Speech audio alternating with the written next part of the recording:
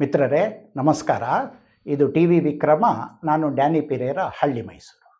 ಮಿತ್ರರೇ, ನಿಮಗೆಲ್ಲ ಹೊಸ ವರ್ಷ ಯುಗಾದಿ ಪರಾಭವ ಸಂವತ್ಸರದ ಆರ್ಥಿಕ ಶುಭಾಶಯಗಳು.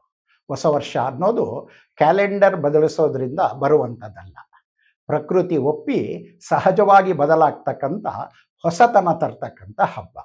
ಮಾನವನ ಜೀವನದಲ್ಲಿ ಕೆಲವು ದಿನಗಳು ಕೇವಲ ದಿನಗಳಲ್ಲ, ಅವು ಹೊಸ ದಾರಿಯನ್ನು ತೋರಿಸ್ತಕ್ಕಂಥ ಕ್ಷಣಗಳು.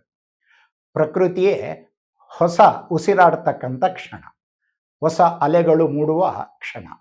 ಅಂತಹ ಮಹತ್ವದ ಹಬ್ಬವೇ ಯುಗಾದಿ. ಯುಗಾದಿ ಎಂಬ ಪದ ಎರಡು ಪದಗಳಿಂದ ಬಂದಿರತಕ್ಕಂಥದ್ದು. ಯುಗ ಪ್ಲಸ್ ಆದಿ ಯುಗಾದಿ ಅಂದರೆ ಹೊಸ ಯುಗದ ಆರಂಭ. ಹೀಗಾಗಿ ಯುಗಾದಿ ಅಂದರೆ ಕೇವಲ ಹೊಸ ವರ್ಷ ಅಲ್ಲ, ಅದು ಹೊಸ ಯುಗದ ಆರಂಭ. ಪುರಾಣಗಳ ಪ್ರಕಾರ ಒಂದು ಕಾಲದಲ್ಲಿ ವಿಶ್ವವೇ ಇರಲಿಲ್ಲ, ಎಲ್ಲೆಡೆ ಅಂಧಕಾರ ಮಾತ್ರ ಇತ್ತು. ಆ ಸಮಯದಲ್ಲಿ ಸೃಷ್ಟಿಕರ್ತ ಬ್ರಹ್ಮ ಸೃಷ್ಟಿ ಕಾರ್ಯ ಆರಂಭಿಸಲಿಕ್ಕೆ ನಿರ್ಧರಿಸಿದ್ನಂತೆ. ಅದೇ ದಿನ ಚೈತ್ರ ಮಾಸದ ಶುಕ್ಲ ಪ್ರತಿಪದೆ.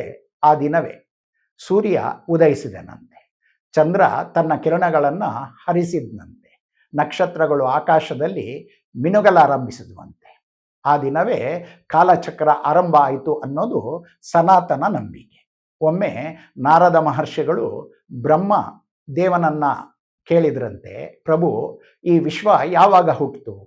ಬ್ರಹ್ಮದೇವ ಹೇಳಿದ್ದು, ನಾರದ, ಚೈತ್ರ ಶುಕ್ಲ ಪ್ರತಿಪದೆಯ ದಿನವೇ ನಾನು ಸೃಷ್ಟಿಯನ್ನು ಆರಂಭಿಸಿದೆ ಅಂತ. ಆ ದಿನವೇ ಯುಗಾದಿ. ಮಹಾಭಾರತದ ಕಾಲದಲ್ಲಿ ಒಮ್ಮೆ ಯುಧಿಷ್ಠಿರ ಶ್ರೀಕೃಷ್ಣನನ್ನು ಕೇಳಿದ್ನಂತೆ, ಕೃಷ್ಣ, ಮಾನವರು ಸಮಯವನ್ನು ಹೇಗೆ ಲೆಕ್ಕ ಹಾಕಬೇಕು? ಆಗ ಕೃಷ್ಣ ಹೇಳಿದ್ದು, ಚಂದ್ರನ ಚಕ್ರವನ್ನು ಗಮನಿಸಿ ಲೆಕ್ಕ ಹಾಕಬೇಕು ಅಂತ. ಅದರ ಆಧಾರದ ಮೇಲೆ ಚಂದ್ರಮಾನ ಪಂಚಾಂಗ ಪ್ರಾರಂಭವಾಯಿತು. ಚೈತ್ರ ಮಾಸದ ಮೊದಲ ದಿನವೇ ಹೊಸ ವರ್ಷ ಆರಂಭ ಆಗುತ್ತೆ. ಐತಿಹಾಸಿಕವಾಗಿಯೂ ಯುಗಾದಿಗೆ ಅಷ್ಟೇ ಮಹತ್ವ ಇದೆ. ಭರತ ಭೂಮಿ ಅಸಂಖ್ಯ ಪರಾಕ್ರಮಿಗಳ ನಾಡು. ಇಲ್ಲಿ ವಿಕ್ರಮಾದಿತ್ಯ ಮತ್ತು ಶಾಲಿವಾಹನ ಎಂಬತಕ್ಕಂಥ ಇಬ್ಬರು ಪರಾಕ್ರಮಿ ರಾಜರಿದ್ದರು. ಅವರಲ್ಲಿ ವಿಕ್ರಮಾದಿತ್ಯ ಅತ್ಯಂತ ನ್ಯಾಯಪ್ರಿಯ. ಆತನ ಕಾಲದಲ್ಲಿ ನಮ್ಮ ಸಂಸ್ಕೃತಿ ಮತ್ತು ಜ್ಞಾನ ಪರಂಪರೆ ಬಹಳವಾಗಿ ಬೆಳೀತು. ಆ ನಂತರ ಶಾಲಿವಾಹನ ಅನ್ನೋ ಹೆಸರಿನ ಯುವರಾಜ ಹುಟ್ಟಿದ. ಆ ಸಮಯದಲ್ಲಿ ಶಕರು ಭಾರತದ ಮೇಲೆ ಆಕ್ರಮಣಕ್ಕಿಳಿತಾರೆ. ರಾಜ ಶಾಲಿವಾಹನ ಅವರ ಮೇಲೆ ಯುದ್ಧಕ್ಕೆ ಹೊರಡ್ತಾನೆ. ಆತ ಧೈರ್ಯದಿಂದ ಹೋರಾಡಿ ಶಕರನ್ನ ಸೋಲಿಸ್ತಾನೆ. ಆ ವಿಜಯದ ನಂತರ ಹೊಸ ಕಾಲಗಣನೆ ಆರಂಭ ಆಗುತ್ತೆ. ಅದೇ ಶಾಲಿವಾಹನ ಶಕೆ. ಆ ಹೊಸ ವರ್ಷದ ಆರಂಭದ ದಿನವೇ ಯುಗಾದಿ. ಭಾರತದ ಋಷಿಯೊಬ್ಬರು ಅರಣ್ಯವೊಂದರಲ್ಲಿ ತಮ್ಮ ಶಿಷ್ಯರಿಗೆ ಉಪದೇಶ ಮಾಡ್ತಿದ್ರು. ಅದು ಯುಗಾದಿಯ ದಿನ ಆಗಿತ್ತು. ಒಬ್ಬ ಶಿಷ್ಯ ಕೇಳ್ತಾನೆ, ಗುರುವೇ, ಯುಗಾದಿಯ ಅರ್ಥ ಏನು? ಋಷಿ ಒಂದು ಮರವನ್ನು ತೋರಿಸಿ ಹೇಳ್ತಾನೆ, ಆ ಮರ ನೋಡು, ಹಳೆಯ ಎಲೆಗಳು ಬೀಳ್ತವೆ, ಆದರೆ ಹೊಸ ಎಲೆಗಳು ಮತ್ತೆ ಮೂಡ್ತವೆ. ಮಾನವನ ಜೀವನ ಕೂಡ ಹಾಗೇನೆ. ಹಳೆಯ ನೋವನ್ನು ಬಿಟ್ಟು ಹೊಸ ಆಸೆಯನ್ನು ಸ್ವೀಕರಿಸ್ತಕ್ಕಂಥ ದಿನವೇ ಯುಗಾದಿ. ಯುಗಾದಿಯ ದಿನ ನಾವು ಯುಗಾದಿ ಪಚಡಿ ತಿಂತೇವೆ.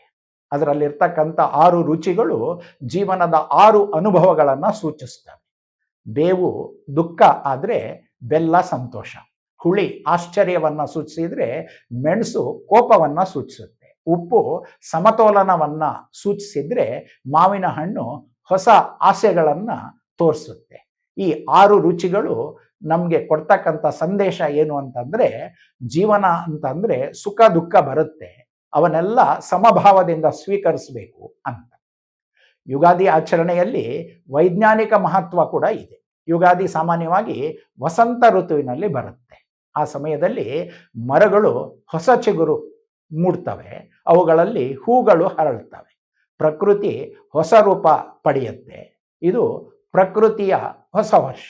ಹಾಗಾಗಿ ಈ ನೆಲದ ಕವಿ ಮನಸ್ಸು ಹಾಡಿದ್ದು, ಹೊಸ ವರ್ಷ ಬಂದಂತೆ ಯಾರೂ ಬಂದಾರು, ಗಿಡಮರಕ್ಕೆ ಹೊಸ ವಸ್ತ್ರ ಯಾರು ತಂದಾರು, ಹಾಡೆಂದು ಕೋಗಿಲೆಯ ಕೂಗಿ ಕರೆದಾರು, ಮಾವಿನ ಚಿಗುರನ್ನು ತಿನ್ನಲು ಕೊಟ್ಟಾರು ಅಂತ.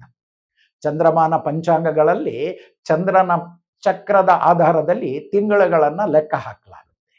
ಇದು ಖಗೋಳಶಾಸ್ತ್ರದ ಆಧಾರದ ಮೇಲೆ ನಿರ್ಧಾರವಾಗಿರುವಂಥದ್ದು. ಯುಗಾದಿಯ ದಿನ ಪಂಚಾಂಗ ಶ್ರವಣ ಕೂಡ ನಡೆಯುತ್ತೆ. ಅದರಲ್ಲಿ ಪಂಡಿತರು ಹೊಸ ವರ್ಷದ ಫಲವನ್ನು ಹೇಳ್ತಾರೆ.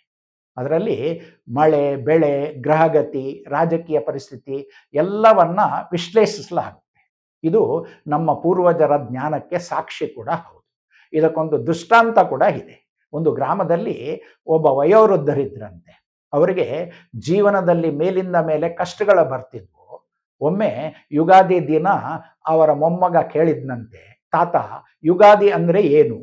ತಾತ ಆಕಾಶವನ್ನು ತೋರಿಸಿ ಹೇಳಿದ್ರಂತೆ, ಮಗನೇ, ನಿನ್ನೆ ಸೂರ್ಯ ಅಸ್ತಮಿಸಿದ್ದಾನೆ, ಆದರೆ ಇಂದು ಮತ್ತೆ ಉದಯಿಸ್ತಾನೆ. ನಿನ್ನೆ ಎಷ್ಟು ಕತ್ತಲೆ ಇದ್ರೂ ಇಂದು ಬೆಳಕು ಬರಬಹುದು. ಅದೇ ಯುಗಾದಿಯ ಸಂದೇಶ.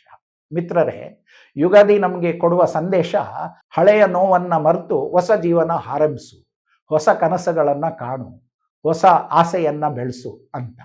ನಮ್ಮ ಪ್ರಾಚೀನ ಋಷಿ ಪರಂಪರೆಯ ಎಲ್ಲ ಆಚರಣೆಗಳಲ್ಲೂ ಲೋಕಹಿತದ ಕಾಳಜಿಯೇ ಇದ್ದದ್ದು ವಿಶೇಷ. ಆ ಹಿನ್ನೆಲೆಯಲ್ಲಿ ನಮ್ಮ ಪ್ರಾಚೀನ ಋಷಿಗಳು ಹೇಳಿದ್ದು, ಸರ್ವೇ ಭವಂತು ಸುಖಿನಃ, ಸರ್ವೇ ಸಂತು ನಿರಾಮಯ, ಸರ್ವೇ ಭದ್ರಾಣಿ ಪಶ್ಯಂತು, ಮಾ ಕಶ್ಚಿತ್ ದುಃಖ ಭಾಗ್ ಭವೇತ್ ಅಂತ. ಅಂದರೆ ಎಲ್ಲರೂ ಸುಖವಾಗಿರಲಿ, ಎಲ್ಲರೂ ಆರೋಗ್ಯವಾಗಿರಲಿ, ಎಲ್ಲರೂ ಶುಭವನ್ನ ಕಾಣಲಿ, ಯಾರೂ ಕೂಡ ದುಃಖವನ್ನು ಹೊಂದದೇ ಇರಲಿ ಅಂತ. ಯುಗಾದಿ ಹೊತ್ತು ತರ್ತಕ್ಕಂಥ ಈ ಹೊಸ ವರ್ಷ ನಮ್ಮೊಳಗೆ ಸುಖ, ಶಾಂತಿ, ನೆಮ್ಮದಿ ತರಲಿ. ಸಂವತ್ಸರವೆಂದರೆ ಭಾರತೀಯ ಕಾಲಗಣನೆಯಲ್ಲಿ ಒಂದು ಸಂಪೂರ್ಣ ವರ್ಷದ ಪರಿಕಲ್ಪನೆ. ನಮ್ಮ ಸಂಪ್ರದಾಯದಲ್ಲಿ ಪ್ರತಿ ಸಂವತ್ಸರಕ್ಕೂ ವಿಭಿನ್ನ ಹೆಸರು ಮತ್ತು ವಿಶೇಷತೆ ಇರುತ್ತೆ. ಕಾಲಗಣನೆಯಲ್ಲಿ ಒಟ್ಟು 60 ಸಂವತ್ಸರಗಳಿದ್ದಾವೆ. ಅವು ಭಾರತೀಯ ಕಾಲಚಕ್ರದ ಒಂದು ಭಾಗ ಆಗಿರೋದು. ಸಂವತ್ಸರಗಳು ಪ್ರಕೃತಿಯ ಚಕ್ರ, ಋತು ಬದಲಾವಣೆ ಮತ್ತು ಜೀವನದ ಕ್ರಮವನ್ನು ಸೂಚಿಸುತ್ತೆ.